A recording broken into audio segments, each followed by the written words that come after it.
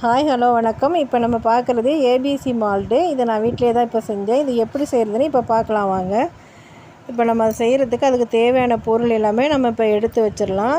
அதுக்கு கேரட், அப்புறம் apple, beetroot இது மூணுமே நான் சேர்த்து மொத்தமாக 1/2 kg எடுத்து வச்சுருக்கேன். ஒரு 1/2 கிலோ.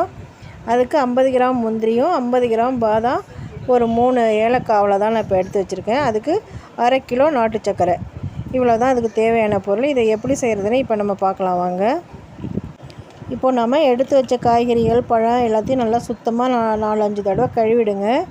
கழுவிட்டு அதை ஒரு தட்டில் வச்சு கொஞ்சம் நேரம் ஆறட்டுன்ட்டு அப்புறம் நம்ம அதை தோல் சீவிட்டு துருவிக்கணும். நம்ம கேரட்டையும் பீட்ரூட்டையும் தோலை சீவிட்டு நம்ம சின்ன சின்னதாக துருவிடணும். கேரட் துருவுறதில் வச்சு குட்டியாக துருவிக்கணும். அப்போ தான் நம்ம மிக்சியில் தான் இதை அரைக்க போகிறோம்.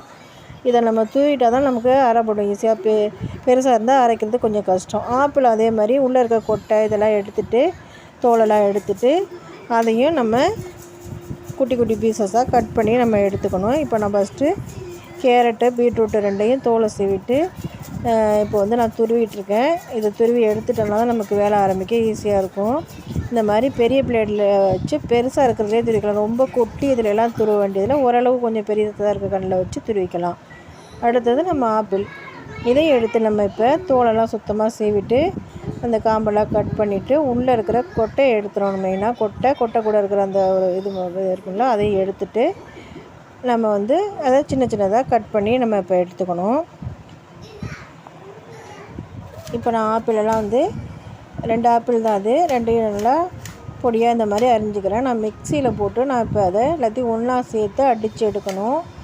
எடுத்துகிட்டு தான் செய்ய போகிறேன். அதுக்கு தகுந்த மாதிரி மிக்சியில் போடுறதுக்கு தகுந்த மாதிரி குட்டி பீஸாக கட் பண்ணிக்கணும். ரொம்ப பெருசாக இருந்தால் மிக்சியில் அடிபடாது, மிக்சி தான் இதுவாகும். இப்போ நான் கேரட்டை துருவிட்டேன், பீட்ரூட்டு துருவி எடுத்து வச்சுட்டேன். அடுத்தது ஆப்பிளும் இப்போ கட் பண்ணிட்டேன் நான். இது எல்லாத்தையுமே இப்போ வச்சு நம்ம எப்படி செய்கிறதுன்னு இப்போ பார்க்கலாம் வாங்க. இப்போ அதுக்கு ஆப்பிளை ஃபஸ்ட்டு நான் மிக்சியில் சேர்த்துக்கிறேன். சேர்த்துட்டு அதை ஒரு ஓட்டிட்டு அப்புறமா நீங்கள் அது ஒரே கேரட்டு பீட்ரூட்டு எல்லாத்தையும் ஒன்றாவே சேர்த்து நீங்கள் விழுதாக அரைச்சி எடுத்துடணும். நல்லா நைஸாக அரைச்சிடணும். இப்போ அதுக்கு நான் ஒரு கடாயில் நல்ல ஒரு அடிக்கனமான கடாயில் அப்போ தான் அடி பிடிக்காமல் இருக்கணும். அதை வச்சுருக்க அடுப்பில் அதில் இந்த நம்ம எடுத்து வச்ச 50 கிராம் முந்திரி, 50 கிராம் பாதாம், ஒரு 3 ஏலக்காய் எல்லாத்தையுமே போட்டு கொஞ்சம் மீடியம் ஃப்ளேமில் வச்சு ஓரளவு வறுத்துடணும். கருகாத அளவுக்கு நல்லா எடுத்து இப்படி ஒடிச்சா உடையணும். அந்த மாதிரி வறுத்துடணும். அது வறுபடாமல் இருக்கக்கூடாது, வறுத்துடணும். வறுத்துட்டு அதை எடுத்து ஒரு உரமாக வச்சிடலாம் நம்ம. இப்போ அடுத்தது நம்ம என்ன பண்ணுறோன்னா, இப்போ நம்ம எல்லாத்தையும் சேர்த்து அரைச்சிட்டோம். இந்த பாருங்கள், சூப்பராக அரைச்சாச்சு. இப்போ இந்த அரைச்ச விடுறதை கடாயில் போட்டுடலாம். கடாய் நல்லாவே காஞ்சிருக்கு. நான் முந்திரி வறுத்ததுனால நல்லாவே காஞ்சிருக்கு, ஹீட்டாக இருக்குது. இப்போ நான் அதில் போட்டுட்டு நல்லா அது கூடயே நம்ம எடுத்து வச்ச சர்க்கரையும் போட்டுடலாம். முன்னாடியே சேர்த்துடலாம், ஒன்றும் பிரச்சனை இல்லை. எல்லாத்தையும் ஒன்றா சேர்த்து கிளறி கொடுத்துக்கிட்டே இருக்க வேண்டியதுதான். இப்போ நம்ம கிளறும்போது ஃபஸ்ட்டு கொஞ்சம் தண்ணி விடுற மாதிரி இருக்கும். அப்புறம் போக போக நல்லா கெட்டி ஆகிடும். இப்படியே நம்ம கிளறி கொடுத்துக்கிட்டே இருக்கணும். இது ஒரு 3/4 மணி நேரம் போல் ஆகும் கிட்டத்தட்ட. நம்ம பொறுமையாக சிம்மில் வச்சு தான் இதை நம்ம செஞ்சாகணும். இதை செய்கிற டைம் தான் ரொம்ப எடுக்கும். பொறுமையாக நம்ம இதை செய்யணும். இப்போ நான் இப்படியே கிளறிக்கிட்டே இருக்கேன். கிளறும்போது இங்கே பாருங்கள், அப்படியே கொஞ்சம் தண்ணியாக ஆகிட்ட மாதிரி இருக்கா. நம்ம அப்படியே பபுள்ஸ் வர ஆரம்பிக்கும். பபுள்ஸ் வரும்போது அது தெறிக்கும். பாகு கூட சேர்ந்துருக்கிறதுனால பாகு மாதிரி ஆகிடும். நம்ம போட்ட சர்க்கரை அது தெறிக்குங்கிறதுனால நம்ம ஒரு தட்டு வச்சு மேலே மூடி வச்சுட்டு நம்ம கிளறி கொடுக்கணும் கொஞ்சம். இப்போ நம்ம அதுக்கு இடையில் நம்ம வறுத்து வச்ச பாதாம் முந்திரியெல்லாம் மிக்சியில் போட்டு நல்லா ஈரம் இல்லாத மிக்சியில் போட்டு நம்ம பவுட்ரு பண்ணி எடுத்துக்கலாம். அதை பவுட்ரு பண்ணி ஒரு ஓரமாக வச்சுட்டு நம்ம இதை கிளறிக்கிட்டே இருக்கலாம். இங்கே பாருங்கள், இப்படி பபுள்ஸ் வர ஆரம்பிச்சிட்டு இப்போ நம்ம ஒரு தட்டு வச்சு மேலே மூடி வச்சுட்டு கொஞ்சம் கொஞ்சமாக திறந்து நம்ம கிளறி கொடுக்கலாம். நம்ம அப்படியே திறந்து வச்சோம்னா சுற்றி தெரிக்கும். நம்ம மேலேயும் தெரித்து ஹீட்டாக இருக்கும், ரொம்ப ஹீட்டாக இருக்கும் அது. அதனால் ஒரு தட்டை அப்படி வச்சுட்டு அப்பப்போ திறந்து மெதுவாக அப்படியே கிளறி கொடுங்க. அது ரொம்ப நேரம் பிடிக்கும். அது கிளறி எடுக்கிறது தான் இப்போ கொஞ்சம் இது. ஆனால் செஞ்சு முடிச்சிட்டோன்னா செம்மையாக சூப்பராக வந்துடுது. பொறுமையாக செய்யுங்க. பாருங்கள், இப்படி நான் தட்டை மூடி திறந்து சிம்மில் வச்சுட்டு நான் செஞ்சுக்கிட்டுருக்கேன். கொஞ்சம் அப்படியே ரெஸ்ட் எடுத்து தான் பொறுமையாக தான் நான் செய்கிறேன். அந்த பாருங்கள், பபுள்ஸ் வந்துக்கிட்டே இருக்குது. நல்லா அந்த மாதிரி வரணும். கலரும் மாறிடும். நல்ல ஒரு பூஸ்ட்டு, கடையில் வாங்குகிற பூஸ்ட்டு மாதிரி இருக்குது பார்க்குறதுக்கு. லாஸ்ட்டில் நம்ம செஞ்சு முடிக்கிறப்போ இதை நல்லா பொறுமையாக கிளறி விட்டுக்கிட்டே இருங்க. இப்போது நம்ம பொடிச்சு வச்சுருக்க முந்திரி, பாதாம், ஏலக்காய் பொடிச்சு வச்சுருக்கோமோ அதையும் அதில் போட்டுடலாம். போட்டுட்டு கலந்து விட்ருங்க நல்லா. இதுக்கு மேலே அவ்வளோவா தெறிக்காது. அது இந்த ஈரமாக, ரொம்ப ஈரமாக தண்ணி இதுவாக இருக்கும்போது தான் தெறிச்சுட்டே இருக்கும். இப்போ ஓரளவு பரவாயில்லாமல் இருக்கும். நம்ம அப்படியே கிளறி கொடுத்துட்டே இருக்க வேண்டியதான்.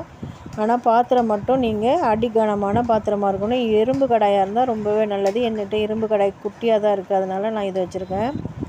இது வந்து நல்லா அடிகனமான பாத்திரம். இந்த மாதிரி பார்த்து வைங்க, ஏன்னா அடி பிடிச்சிருச்சுன்னா வேஸ்ட்டாக போயிடும். அதனால தான்.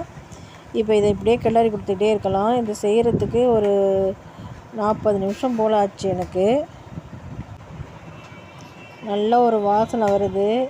அந்த பாகு, ஆப்பிள் இதெல்லாம் சேர்ந்து நல்ல ஒரு வாசனை வருது. இது நமக்கு பால் சாப்பிடாத குழந்தைங்க, அந்த காய்கறி பழம்லாம் சாப்பிடாத குழந்தைங்களுக்கு இந்த மாதிரி செஞ்சுட்டு நீங்கள் பாலில் கலந்து கொடுங்க. இதில் ஆல்ரெடி வந்து நம்ம சுகர் கலந்துடுறோம். நம்ம பாலில் சுகர் கலக்க தேவையில்லை. இதில் ஒரு 1.5 ஸ்பூன் 2 ஸ்பூன் அளவு பாலில் தேவையான அளவு போட்டு ஆற்றிட்டு சாப்பிட வேண்டியதான். நல்ல வாசனையாக சூப்பராக இருக்குது. இப்போ பாருங்கள், நல்லாவே சுருண்டு வந்துடுச்சு. இது இந்த மாதிரி நல்லா சுருண்டு வரணும். பாத்திரத்தில் ஒட்டாமல் நல்லா ட்ரை ஆகிடணும். ஈரமாக எடுத்திங்கன்னா அல்வா பதம் மாதிரி இருந்தால் நல்லா இருக்காது. நல்லாவே முருகின பதம் வந்துடணும். வாசனையும் நல்லா முருகின வாசனை, பாகு முருகிற வாசனை வரும். அந்த டைமில் நீங்கள் இறக்கிட்டு, இப்போ நான் இறக்கிட்டு இந்த பாருங்கள் ஃபேன் காற்றுக்கு கொண்டு வந்துட்டேன். ஃபேன் காற்றுல வச்சு இப்படியே கொஞ்சம் நேரம் கிளறி கொடுத்துட்டே இருங்க. அப்படியே விட்டிங்கன்னா ஒரே கட்டியாக ஆகிடும். கிளறாமல் விட்டிங்கன்னா, நீங்கள் இப்படியே கிளறி கொடுத்துக்கிட்டே இருந்தீங்கன்னா ஒரு 5-6 நிமிஷத்தில் அப்படியே பொலன்னு வந்துடும். பொலன்னு உங்களால் கிண்ட முடியாத வரைக்கும் கிண்டி விடுங்க. ஓரளவு சின்ன கட்டிகளாக தான் வரும். லாஸ்ட்டில் அதை எடுத்து நம்ம மிக்சியில் போட்டு ஒரு ஓட்டு சும்மா அப்படியே திருப்பி விட்டு எடுத்துடணும். ரொம்ப போட்டு அரைக்கக்கூடாது. எடுத்துட்டோன்னா அழகாக போஸ்ட் மாதிரியே சூப்பராக இருக்குது. டேஸ்ட்டும் சூப்பராக இருக்குது. இப்போ பாருங்கள், நல்லாவே இறக்கி வச்ச பிறகு எந்த அளவுக்கு வந்திருக்கு பாருங்கள். கிண்ட இப்படி எரிகிறது நல்லா. அதை இப்போ வந்து பாருங்கள் ஓரளவு நல்லா பொலன்னு வந்துடுச்சு. இதை இப்போ நான் மிக்சியில் போட்டு ஒரு ஓட்டி எடுத்துகிட்டு வர போகிறேன். அவ்வளோதான். நான் போட்டதுக்கு எனக்கு வந்து 1/2 கிலோ பழங்களும் 1/2 கிலோ சர்க்கரை, ஒரு 50 கிராம் பாதாம், 50 கிராம் முந்திரி போட்டேன். எனக்கு ஒரு 600 கிராம் போல் இது கிடச்சிது. இந்த மால்ட்டு தேவைப்படுறவங்க நான் நம்பர் கொடுக்குறேன். எனக்கு வாட்ஸ்அப்பில் கேட்டு வாங்கிக்கிங்க தேவைப்பட்டு. இல்லை உங்களால் செய்ய முடியும்னா இதே மெத்தடில் நீங்கள் செய்யுங்க.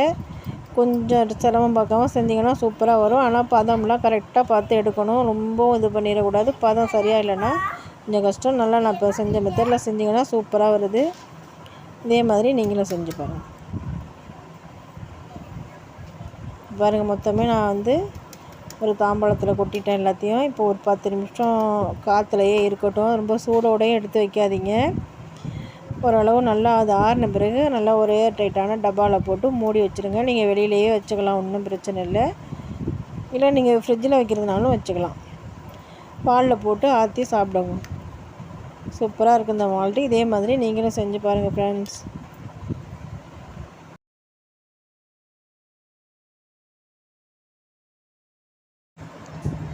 ஹாய், ஹலோ, வணக்கம். இப்போ நம்ம பார்க்க போகிறது சிந்தாமணி சிக்கன் தான் பார்க்க போகிறோம். குட்டி குட்டியாக அரிஞ்சு வச்ச சிக்கன் வந்து ஒரு 1/4 கிலோ எடுத்து வச்சுருக்கேன் நான். அதுக்கு வந்து ஒரு 15 மிளகாய் இப்படி காம்பெல்லாம் புட்டுட்டு உள்ளே இருக்க விதையெல்லாம் கொட்டிடணும். அப்படியே தட்டினோன்னா கீழே கொட்டிடும். அதை 2 புட்டு வச்சுருக்கேன். ஒரு 15 மிளகாய், ஒரு 2 தக்காளி பழம் கட் பண்ணி வச்சுருக்கேன், ஒரு 10 பூண்டு பல்லு நசுக்கி வச்சுருக்கேன், ஒரு 2 வெங்காயம் கட் பண்ணி வச்சுருக்கேன். இந்த மாதிரி விதையெல்லாம் எடுத்துகிட்டு நம்ம யூஸ் பண்ணணும். இப்போ நான் ஒரு 150 மில்லி அளவுக்கு ஆயிலை விட்டு அதில் நம்ம கிள்ளி வச்ச அந்த மிளகாயை ஃபஸ்ட்டு போட்டுட்டு அது ரொம்ப கருக விட வேண்டாம். அப்படியே நம்ம கட் பண்ணி வச்ச வெங்காயத்தையும் அதில் சேர்த்துடலாம். அது கூடவே பூண்டையும் போட்டு நல்லா வதக்கி கொடுங்க.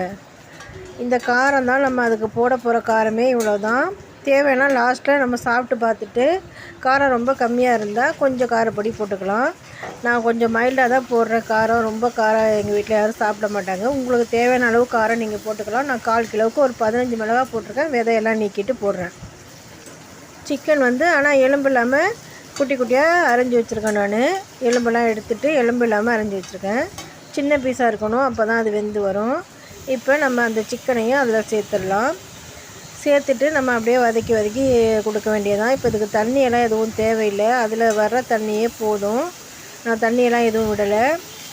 இப்போ நம்ம வந்து அதுக்கு கொஞ்சம் பாத்திரம் மட்டும் கொஞ்சம் கனமான கனமான பாத்திரமோ இல்லை மண் சட்டியோ அப்படி வச்சுக்கிட்டிங்கன்னா உங்களுக்கு ஈஸியாக இருக்கும். இல்லைனா அடி பிடிக்கும், அதனால தான் சொல்கிறேன். இந்த மாதிரி பாத்திரம் வச்சுங்க. இப்போ அதுக்கு தேவையான அளவு உப்பு ஒரு 1/2 ஸ்பூன் போட்டேன். இப்போ அப்படியே பிரட்டி விட வேண்டியதான். ஒரு தட்டு போட்டு மூடி வச்சிடலாம். கொஞ்சம் லேட்டாக மூடிட்டு திறந்து கிளறி விடலாம். அந்த ஆயில்லையே அது அப்படியே சுருண்டு வந்துடும். இதை சாப்பிட்றதுக்கு ரொம்ப காரமும் இருக்காது, மைல்டாக சூப்பராக இருக்கும். உங்களுக்கு காரம் நிறைய தேவைப்படுறவங்க நல்லாவே மிளகாய் இன்னும் கொஞ்சம் கூடுதலாகவும் போட்டுக்கலாம். நான் ஒரு 10-15 மிளகாய் தான் போட்டிருக்கேன். எங்கள் வீட்டில் ரொம்ப காரம் யாரும் சாப்பிட மாட்டாங்க, அதனால் நீங்கள் வந்து இன்னும் ஒரு 4 மிளகாய் கூட சேர்த்து கூட போட்டுக்கலாம். இப்போ இது நல்லா வதங்கிடுச்சு. இப்போ இதுக்கு கொஞ்சோண்டு மஞ்சள் தூள் போடுறேன். ஏன்னா நான்வெஜ்னாலே கொஞ்சம் மஞ்சள் தூள் போட்டால் தான் அந்த ஸ்மெல் இல்லாமல் இருக்கும், அதனால மஞ்சள் தூள் கொஞ்சம் போட்டுக்கிறேன். போட்டுட்டு நல்லா அப்படியே பிரட்டி விடலாம். இப்போ பாருங்கள், ஓரளவு இது நல்லாவே இப்போவே எண்ணெய் வெளியில் விட ஆரம்பிச்சிட்டு இப்படியே கலந்து கொடுத்துட்டே இருக்க வேண்டியதான். இங்கே பாருங்கள், எண்ணெய் கக்கிடுச்சு. இப்போ ஒரு தட்டு போட்டு மூடி திறந்து நான் வைக்கிறேன். இப்போ வந்து அதுக்கு தேவை ஒரு தேங்காய் ஒரு 1/2 மூடி குட்டி பல்லாக வெட்டி வச்சுருக்கேன். இதுதான் அதுக்கு டேஸ்ட் கொடுக்கும்ல, நம்ம சாப்பிட்றப்போ கடிக்கிறப்போ நல்லா ஒரு சுவையாக இருக்கும்.